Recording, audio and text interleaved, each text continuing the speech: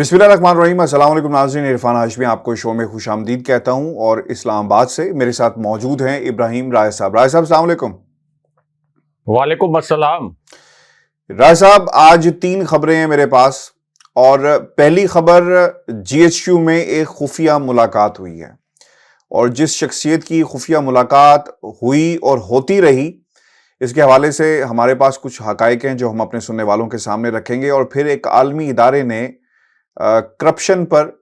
शहबाज शरीफ की, इसे कहना चाहिए कि आलमी मोहर जो है वो लगा दी है। आपको याद होगा बयान आया था मरियम का कि आप आलमी सादिक और अमीन, इंटरनेशनल सादिक और अमीन हो गए। अब एक इदारे ने कहा आलमी करप्शन, और ये क्या है इस पर भी हम तफसील से बात करेंगे। और फिर खान साहब ने आज 2 राज खोले और 2 सवालात किए पाकिस्तान के ताकतवर हलकों के हवाले से, इस पर भी हम तफसील से बात करेंगे। और फिर 2 वोटों पर हुकूमत खड़ी है और फिर अगर 7 वोट निकल गए तो फिर क्या सूरत हाल पैदा होगी, ये भी जो डिटेल्स हैं वो हम अपने सुनने वालों के सामने रखेंगे। लेकिन राय साहब, ये जो शख्सियत हैं जो हमेशा GHQ में, खास हलकों में, पाकिस्तान की इस्टेब्लिशमेंट ताकतवर हलकों के साथ, फैसला साज हलकों के साथ, न्यूट्रल्स के साथ, क्या कहें आप इन्हें, इनके साथ मुलाकातें करते रहे और मुलाकातों का नतीजा आज पाकिस्तान की आवाम के सामने है। 22 करोड़ आवाम इंजॉय कहना चाहिए, एक कर्ब से गुजरी है कहना चाहिए, मजे कोई और कर रहा है, और पाकिस्तान की आवाम जो है एक कर्ब का शिकार है। और इन मुलाकातों का नतीजा ये हुआ कि ऐसे लोगों को हमारे ऊपर मुसल्लत कर दिया जो पूरी कौम जो है देख रही है, अदालतें देख रही हैं, लेकिन ये लोग हमारे पर मुसल्लत हैं। राय साहब, ये लोग, ये शख्सियत कौन सी हैं? मेरा दिल कर रहा है कि मैं पहले आपके साथ कसौटी खेलूं कि इनका नाम शीन से शुरू होता है, ये इनका ताल्लुक किस शहर से है, किस सूबे से है, क्या इनके भाई भागे हुए हैं? कसौटी खेलनी चाहिए और आपके सामने और कौम को बताना चाहिए कि ये शख्सियत जो है वो कौन है। देखें हाशमी साहब, ये जो बैकडोर मुलाकातें हैं,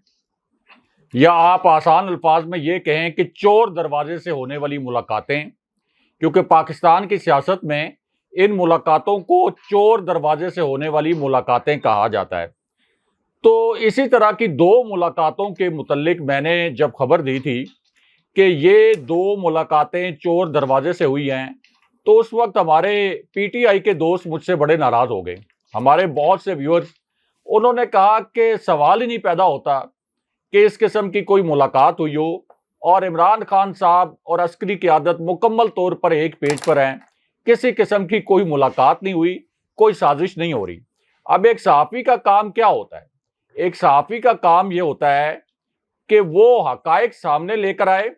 चाहे वो हकायक किसी एक फरीक के लिए तल्ख हो, कभी वो दूसरे फरीक के लिए तल्ख हो सकते हैं, लेकिन आप हकायक को तोड़ मरोड़ कर नहीं पेश कर सकते। तो मेरे पास वो खबर आई थी, मेरे ज़राए ने उन खबरों की तस्दीक की, तो मैंने वो खबर बयान कर दी कि बैकडोर खुफिया मुलाकातें चोर रास्ते से शहबाज शरीफ की पाकिस्तान के ताकतवर हलकों से हुई हैं। 2 मुलाकातों का मैंने हवाला दिया था, एक रावलपिंडी में और एक लाहौर में, और रावलपिंडी के एक हसास मकाम पर वो मुलाकात हुई थी। अब चूंकि उस वक्त तो PTI के लोग नाराज हो गए, लेकिन अभी उन्हीं मुलाकातों की तस्दीक खुद PTI की जो लीडरशिप है वो भी कर रही है। और अब शेख रशीद ने, जो कि GHQ के बहुत करीब माने जाते हैं, वो खुद कहते हैं कि जब मैं रावलपिंडी के गॉर्डन कॉलेज में था तो यहीं पर दाखिला लिया था army chief general Qamar Javed Bajwa ने। वो ये भी कहते हैं कि मैं हॉस्टल में रहता था और मेरी जनरल बाजवा से दोस्ती भी थी, और जनरल बाजवा की मैं बड़ी अजीज शख्सियत हूं। मैं जिस वक्त चाहूं army chief general Qamar Javed Bajwa के घर जा सकता हूं, उनके साथ मुलाकात कर सकता हूं। तो अब शेख रशीद ने कैमरों के सामने ये इंकशाफ किया है कि मेरे साथ कई मरतबा ऐसा हुआ कि मैं GHQ गया, लेकिन मुझे वहां पे इंतजार करना पड़ गया, क्योंकि जब भी मैं वहां पर गया तो मुझे पता चलता था कि शहबाज शरीफ घुसे हुए हैं GHQ में। ये अब कैमरों के सामने एक ऐसी शख्सियत इंकशाफ कर रही है जिसके मुतल्लिक सब जानते हैं। यानी ये जो इम्पोर्टेड हुकूमत है, मियां नवाज शरीफ, शहबाज शरीफ, आसिफ अली जरदारी, सब जानते हैं کہ یہ شیخ رشید طاقتور حلقوں کے جی ایچ کیو کے بہت نزدیک ہیں اور ان کی جی ایچ کیو تک رسائی بھی ہے. تو شیخ رشید اگر کیمروں کے سامنے یہ بات کر رہے ہیں کہ جب بھی میں گیا شیخ رشید شہباز شریف وہاں پر گھسے ہوتے تھے، تو اس کی ابھی تک کوئی وضاحت تو نہیں آئی، اس کے اوپر ابھی تک کوئی بھی کلیریفیکیشن تو نہیں آئی آئی ایس پی آر کی جانب سے. تو اس سے یہ بھی اندازہ لگایا جا سکتا ہے کہ عمران خان صاحب کی حکومت کے آخری جو 2-3 ماہ تھے اس وقت کس قسم کی ایکٹیویٹیز ہو رہی تھیں. پھر ہاشمی صاحب شیخ رشید نے اب یہ بھی کہا ہے اور بڑے وثوق سے کہا ہے، 2 انہوں نے کوٹھیوں کا ذکر کیا ہے اور یہ کہا ہے کہ میرے پاس نمبر بھی موجود ہیں ان دونوں کوٹھیوں کے، اور یہ لاہور میں ہیں دونوں کوٹھیاں، اور یہاں پر شہباز شریف کی کرپشن کے متعلق اور وہ کیسز جو شہباز شریف کے خلاف چل رہے ہیں، یعنی منی لانڈرنگ کا کیس بھی اور جو دیگر کیسز ہیں، ان کے حوالے سے جو ریکارڈ ہے وہ یہاں پر لا کر جمع کیا گیا ہے اور ان کو تلف کرنے کا کام کیا جا رہا ہے. انہوں نے کہا کہ میرے پاس ان کوٹھیوں کے نمبر بھی ہیں اور سپریم کورٹ کو اس معاملے کا نوٹس لینا چاہیے، کیونکہ سپریم کورٹ نے شہباز شریف کے کیسز کے متعلق ریکارڈ کو ایک طرح سے محفوظ بنانے کی ہدایت کی تھی، اور اس ریکارڈ کو محفوظ کرنے کے لیے سپریم کورٹ نے کہا تھا کہ یہ سارا ڈاکومنٹڈ ریکارڈ سپریم کورٹ میں سبمٹ کیا جائے. تو اس پوری صورتحال میں یہ بات بھی بڑی اہم ہے. پھر شیخ رشید یہ بھی کہتے ہیں کہ چونکہ میں army chief general Qamar Javed Bajwa کی ایک قریبی شخصیت ہوں، تو اس وجہ سے میں جنرل باجوہ اور عمران خان صاحب کو قریب لانے میں بھی کردار ادا کر سکتا ہوں، لیکن مجھے عمران خان صاحب نے اس کی اجازت نہیں دی، اور یہ بات بھی وہ کیمروں کے سامنے کر رہے ہیں. تو اس کا مطلب تو یہ ہے کہ ایک ایسی شخصیت عمران خان صاحب کے پاس موجود ہے جس کے ذریعے سے وہ بھی کوئی پیغام رسانی کر سکتے ہیں، وہ بھی کوئی بیک ڈور رابطے کر سکتے ہیں، لیکن عمران خان صاحب بجائے اس کے کہ ایک چور دروازہ استعمال کریں یا شیخ رشید کو استعمال کریں یا کوئی اس طرح کا تاثر بنے کہ وہ کوئی خفیہ ملاقاتیں کر کے خفیہ معاملات طے کر رہے ہیں، خان صاحب تو ہر جلسے کے اندر، ہر پریس کانفرنس کے اندر بالکل سامنے واضح طور پر سامنے آ کر نیوٹرلز کو مخاطب کرتے ہیں اور سامنے آ کر کہتے ہیں کہ آپ سے جو غلطی ہو گئی وہ غلطی ہو گئی. اب ملک کو انتشار سے بچانے کے لیے، ملک کی جو معیشت دیوالیہ پن کی جانب بڑھ رہی ہے، ملک کو دیوالیہ ہونے سے بچانے کے لیے، اور ملک میں جو ایک تقسیم ہوئی ہے میری حکومت گرانے کے لیے جو سازش ہوئی تھی اس کی وجہ سے، تو اس پوری صورتحال کا حل یہ ہے کہ آپ الیکشن کی راہ ہموار کریں. تو عمران خان صاحب تو کوئی اس طرح کی ڈھکی چھپی یا خفیہ ملاقاتیں نہیں کر رہے، اور یہی فرق ہے شہباز شریف کی سیاست میں اور عمران خان صاحب کی سیاست میں. راز صاحب، نون لیگ کی تو ہسٹری رہی ہے، وہ ہمیشہ سے طاقتور حلقوں کے قریب شہباز صاحب رہے اور نواز شریف صاحب آنکھیں دکھاتے رہے. یعنی یہ مسلم لیگ نون نہیں بلکہ موسم لیگ کہا جاتا تھا کہ جیسا موسم انہیں سوٹ کرتا ہے وہ ہمیشہ سے اسی طرح کا رویہ انہوں نے رکھا. نون لیگ نے حکومت کے اندر آنے کے لیے طاقتور حلقوں کا سہارا لیا ہے. اب اس سے تو کوئی دوسری رائے موجود نہیں ہے، اور جو سلیکٹڈ اور سلیکٹڈ کا نعرہ لگاتے تھے آج وہ خود سلیکٹڈ ہیں، ان کو چوز کیا گیا ہے. تو اب شہباز شریف کی پاس یا ان کی جماعت کے پاس، ان کے اتحادیوں کے پاس تو کوئی مورل گراؤنڈز نہیں ہے کہ جس کو ہم کہہ سکیں کہ نہیں یہ عوام کی طاقت سے آئے ہیں. انہوں نے اپنے آپ کو بہت زیادہ لوز کر دیا اور اس کا رزلٹ ہمیں نظر آئے گا الیکشن کے اندر. دیکھیں ہاشمی صاحب، کیسی ستم ظریفی ہے ہمارے عسکری حلقوں کے لیے بھی، اور آپ یہ بھی کہہ لیں کہ ان کے لیے کیسی مجبوری بن گئی ہے کہ D G I S P R general Babar Iftikhar, یہی D G I S P R general Babar Iftikhar, ان کو کیمروں کے سامنے آنا پڑا تھا اور ایک ٹی وی پروگرام میں انہوں نے بتایا یہ تھا کہ کس طریقے سے میاں نواز شریف نے اور مریم نواز نے آرمی سے اور فوجی قیادت سے ڈیل لینے کی کوشش کی، کیونکہ اس وقت نون لیگ نے یہ بیانیہ بنایا ہوا تھا کہ ہم تو بڑے اینٹی آرمی، ووٹ کو عزت دو اور فوج کو آئینی حدود کے اندر قید رکھنے کے حامی ہیں. اور پھر ایک ملاقات کے متعلق خبر لیک ہو گئی.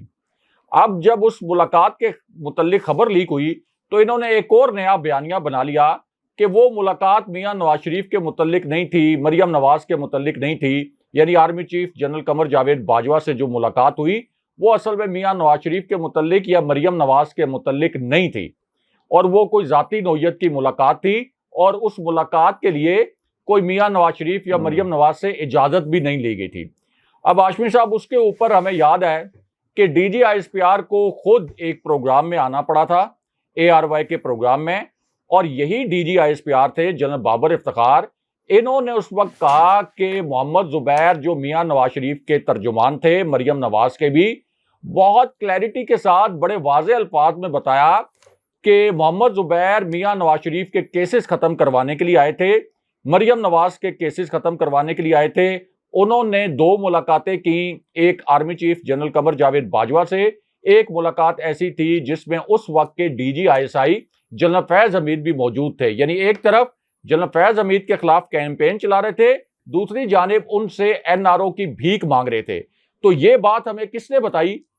یہی جو موجودہ D G I S P R ہیں جنرل بابر افتخار، انہوں نے ہی ARY پر پوری قوم کو یہ بتایا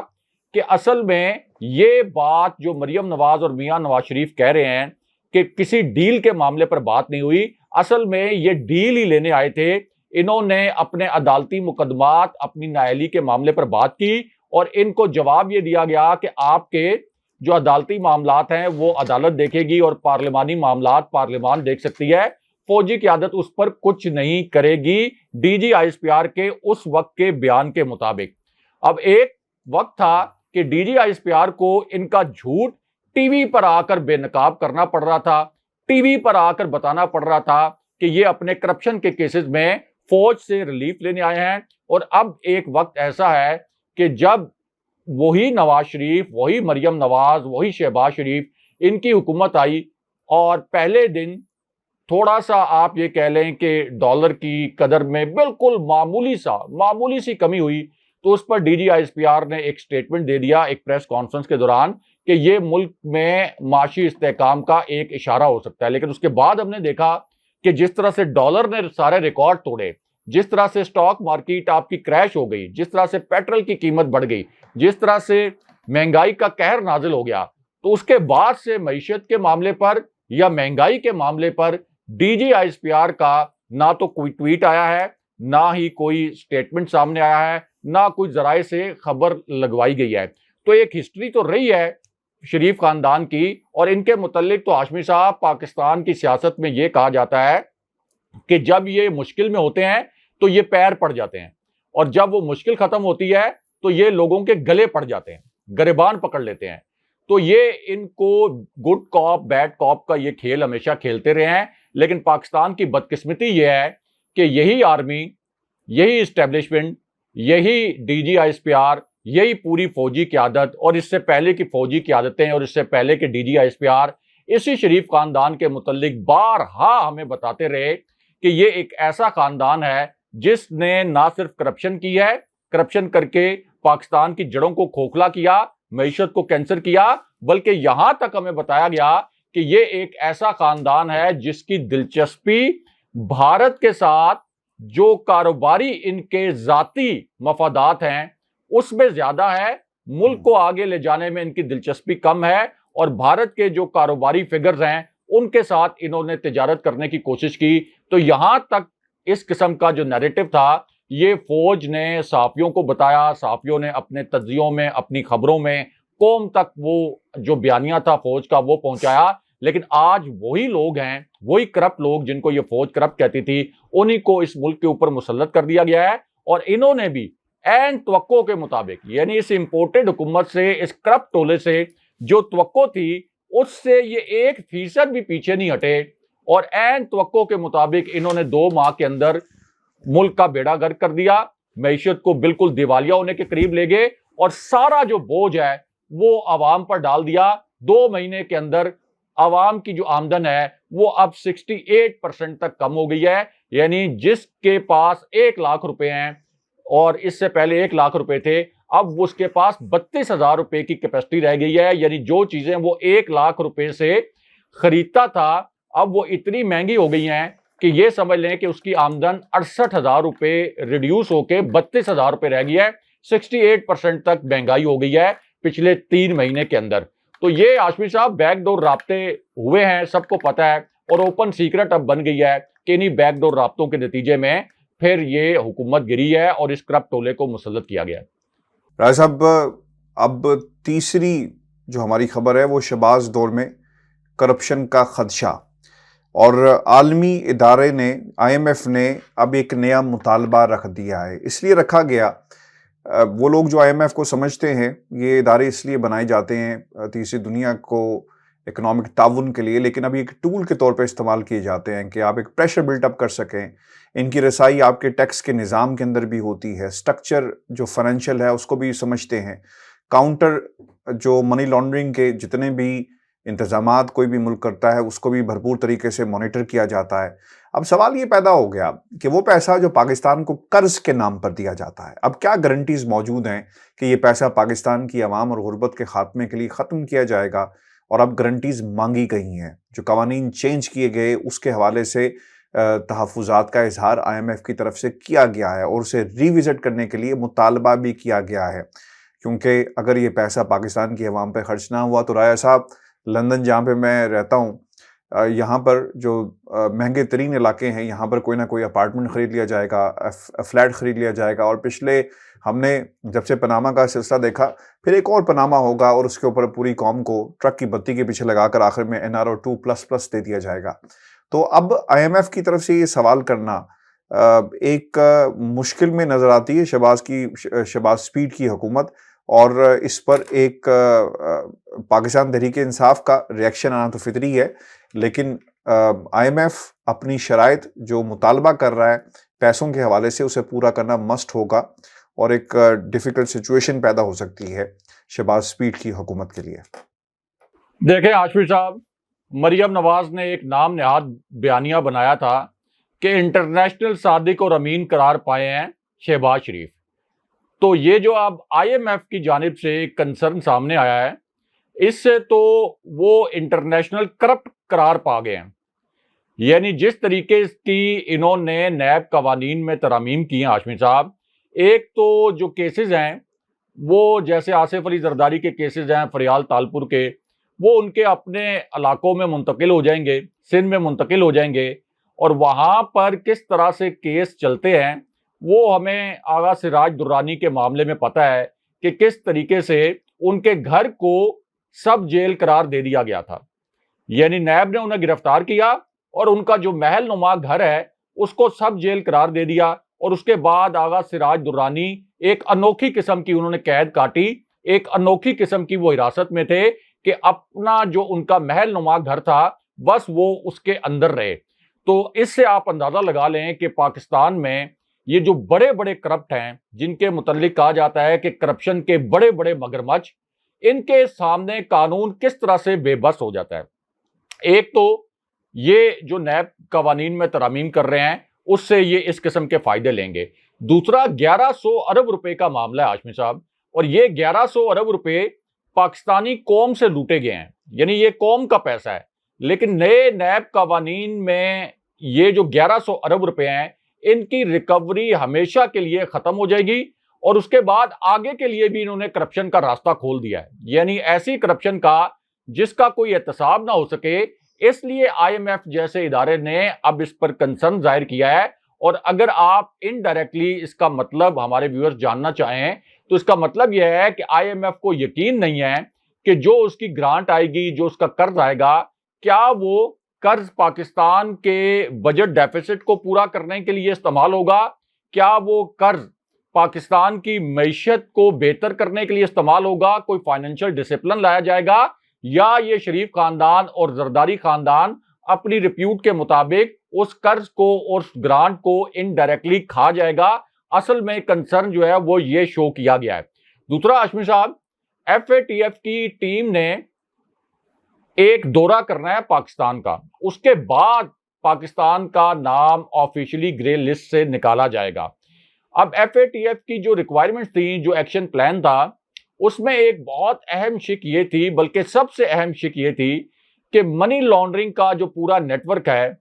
ایک تو وہ ختم کیا جائے، اس کے اوپر کریک ڈاؤن کیا جائے، کیونکہ یہ منی لانڈرنگ کا پیسہ مختلف کرائم میں استعمال ہو سکتا ہے بڑی آسانی سے۔ اس کے اندر نہ صرف دہشت گردی بلکہ مختلف جو وائٹ کالرز کرائم ہیں ان کے اندر بھی یہ استعمال ہو سکتا ہے. تو یہ ان کی بنیادی شک تھی. لیکن ہاشمی صاحب خدشہ تو اب یہ ہے کہ پاکستان نے تحریک انصاف کی حکومت کے دوران تمام ان کے ایکشن پلانز کے جو نکات تھے اس کے اوپر عمل تو کر دیا، جو کہ سب سے مشکل ایکشن پلان پاکستان کو دیا گیا تھا. لیکن اب خدشہ یہ ہے کہ جب ان کی ٹیم فزیکلی وزٹ کرے گی پاکستان کو تو اس وقت یہ شہباز شریف کی منی لانڈرنگ کا کیس جو دفن کر رہے ہیں، یہ آصف علی زرداری کی منی لانڈرنگ کے کیسز جو دفن ہو رہے ہیں، اس معاملے پر، اور پھر یہ جو جعلی اکاؤنٹس کے کیس ہیں، اس معاملے پر کہیں دوبارہ سے پاکستان کا نام صرف اس وجہ سے دوبارہ سے گرے لسٹ میں نہ ڈل جائے یا ڈیلے نہ ہو جائے کہ پاکستان کا نام ابھی گرے لسٹ سے نہیں نکالا جا سکتا. کیونکہ یہ کتنی ستم ظریفی ہے کہ FATF میں ہمارا نام ہے، ہم نے گرے لسٹ سے اپنا نام نکالنا ہے. منی لانڈرنگ مرکزی شک ہے، مرکزی آپ کہہ لیں کہ ایک طرح سے ریکوائرمنٹ ہے، اور ہمارا جو پرائم منسٹر ہے وہ منی لانڈرنگ کا مجرم ہے. اس کے اوپر 16 ارب روپے کی منی لانڈرنگ کا الزام ہے، اور ایسا الزام ہے کہ جس کے متعلق اس نے کاؤنٹر آرگومنٹ عدالت میں پیش نہیں کیے، صرف التوا وہاں پر وہ لیتا رہا اور یہ پلی لیتا رہا کہ میرے بچوں سے پوچھیں، وہ میرا کاروبار چلا رہے تھے، اور بچوں کو پوری پلاننگ کے ساتھ فرار کروا دیا گیا. یعنی سلمان شہباز کو بھی فرار کروا دیا، اپنی صاحبزادی کو بھی فرار کروا دیا، اپنے داماد کو بھی شہباز شریف نے فرار کروا دیا. تو کس قسم کا پاکستان کا ایک انٹرنیشنلی امیج کس قسم کا بنتا ہوگا. کتنی شرمناک بات ہے کہ جب یہ لوگ پڑھتے ہوں گے عالمی سطح پر پاکستان کے متعلق کہ ایک ایسا شخص پاکستان کا پرائم منسٹر ہے جو کہ عدالتوں میں جس کے خلاف منی لانڈرنگ کے کیس میں چالان سبمٹ ہو چکے تھے، جس کے اوپر فرد جرم عائد ہونے والی تھی، اور 2-3 دن کے بعد وہ گرفتار ہونے والا تھا، لیکن وہ اتنا بڑا سیسیلین مافیا نکلا، وہ اتنا بڑا گاڈ فادر نکلا. بالکل ٹھیک یہ الفاظ ان کے لیے استعمال کیے گئے تھے کہ انہوں نے پورے نظام کو یرغمال بنا کر ایک ڈیل کے تحت ایک تو اپنے مقدمات سے ایک طرح سے چھٹکارا حاصل کر لیا مکمل طور پر، آگے کی کرپشن کے اوپر کور اپ کر لیا نیب قوانین میں ترامیم کے صورت میں، اور پھر اسی قوم پر حکمران بن کر مسلط ہو گئے. شاید یہ دنیا کی تاریخ کا یا کم سے کم یہ جو پچھلے 100 سال کی تاریخ کا یہ کوئی انوکھا ہی قصہ ہوگا کہ ایک شخص جو جیل جانے والا تھا وہ جیل جانے سے 2 دن پہلے پاکستان کا پرائم منسٹر بنا دیا گیا. بھائی صاحب، آج خان صاحب نے بھی خطاب کیا ورکرز کنونشن سے، اور کچھ باتیں انہوں نے کہی IMF کے حوالے سے، اور دباؤ تھا عمران خان کی حکومت کے اوپر بھی، لیکن وہ ایک چٹان کی طرح کھڑے رہے، اور یہ دباؤ انہوں نے پاکستان کی عوام کے اوپر نہیں ڈالا. کرپشن، یہ جو کہا گیا کہ آپ نے قیمتیں بڑھانی ہے، ٹیکس لگانا ہے، یہ روک کے رکھا گیا. خان صاحب نے اس کے اوپر بھی کافی زیادہ بات کی، آج بھی کی، لیکن کچھ سوالات انہوں نے کیے ہیں، اور وہ یہ کہتے ہیں 2 راز بھی کھولے. میں چاہوں گا کہ اس پہ بھی بات کریں کہ یہ اشارہ کس طرف کر رہے ہیں. جو سوالات وہ کرتے ہیں بار بار پاکستان کے نیوٹرل سے، پاکستان کے طاقتور حلقوں سے، اس کے حوالے سے بھی بتائیں، کیونکہ اب رائے صاحب ایسا لگ رہا ہے کہ یہ جو حکومت ہے اجازت نہیں دے رہی کہ آپ کسی قسم کا بھی جلسہ کریں. اور دوسری طرف سے بلاول نے بھی ایک بات کہی ہے، وہ بھی بڑی انٹرسٹنگ ہے، وہ بھی نیوٹرلز کو پکارتے ہوئے آج پارلیمنٹ کے فلور کے اوپر نظر آئے،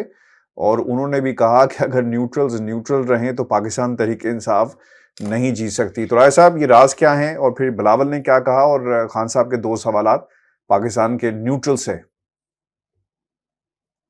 دیکھیں ہاشمی صاحب، خان صاحب جب تقریر کر رہے ہوتے ہیں، اس سے پہلے بھی خان صاحب استاروں میں نیوٹرلز کی جانب بھی اشارہ کرتے تھے. یعنی جب خان صاحب کی حکومت نہیں بھی گئی تھی اس وقت بھی خان صاحب کو پتا تھا کہ بیک ڈور رابطے کس قسم کے ہو رہے ہیں، کیونکہ IB بھی ایک بڑی فعال سول انٹیلیجنس ایجنسی ہے، پرائم منسٹر کو رپورٹ کرتی ہے اور بڑی حساس قسم کی انفارمیشن کسی بھی پرائم منسٹر تک پہنچاتی ہے. تو خان صاحب کے پاس تو اس وقت بھی یہ رپورٹس موجود تھیں کہ کس طرح سے ان کی حکومت گرانے کی سازش کی جا رہی ہے، اور خان صاحب نے اس کا اظہار بھی کیا ان رپورٹس کے متعلق، اور یہ بتایا بھی کہ ان کو پہلے ہی پتہ چل گیا تھا. تو اس وقت بھی خان صاحب جب پرویز مشرف کا حوالہ دیتے تھے، یعنی خطاب تو وہ عوام سے کر رہے ہوتے تھے، لیکن جب وہ پرویز مشرف کا حوالہ دیتے تھے کہ پرویز مشرف نے پیپلز پارٹی اور نون لیگ کو NRO دے کر قوم کے ساتھ بڑی زیادتی کی. 2-3 مرتبہ انہوں نے غداری کے لفظ بھی استعمال کیے کہ قوم سے غداری کی, قوم کو بڑا نقصان پہنچایا. تو اس وقت اصل میں وہ موجودہ اسٹیبلشمنٹ سے مخاطب ہوتے تھے. وہ اسٹیبلشمنٹ کو سنا رہے ہوتے تھے کہ یہ نون لیگ اور پیپلز پارٹی جو آپ کے ساتھ رابطے کرنے کی کوشش کر رہے ہیں, ان کو آپ NRO نہ دیجیے گا, یہ ملک کے لیے بڑا نقصان دہ ہوگا. اور آج آپ دیکھ لیں کہ ان کو NRO ملا ہے